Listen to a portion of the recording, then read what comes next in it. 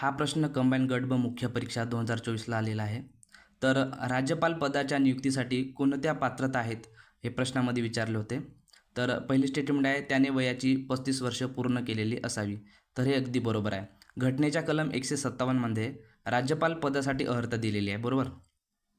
तर घटनेमध्ये दोन अर्हता दिल्या होत्या. एक म्हणजे तो भारताचा नागरिक असावा आणि दुसरं म्हणजे तो 35 वर्ष पूर्ण केलेले असावे.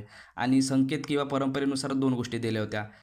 तो राजाबाहेरील व्यक्ती असावा आणि त्याची नेमणूक करताना राष्ट्रपती त्या राज्याच्या मुख्यमंत्र्याचा काय करतील, सल्ला घेतील.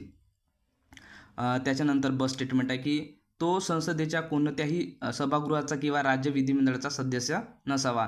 हे सुद्धा अगदी बरोबर आहे.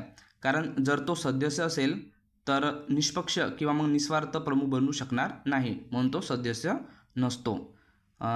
क स्टेटमेंट आहे, त्याने आर्थिक लाभाचे पद धारण केलेले नसावे. हे सुद्धा अगदी बरोबर आहे. घटनेच्या कलम 158 मध्ये राज्यपालाच्या अटी दिल्या आहेत, तर त्याच्यामध्ये त्याने आर्थिक लाभाचे पद धारण केलेले नसावे हे स्टेटमेंट दिलेलं आहे.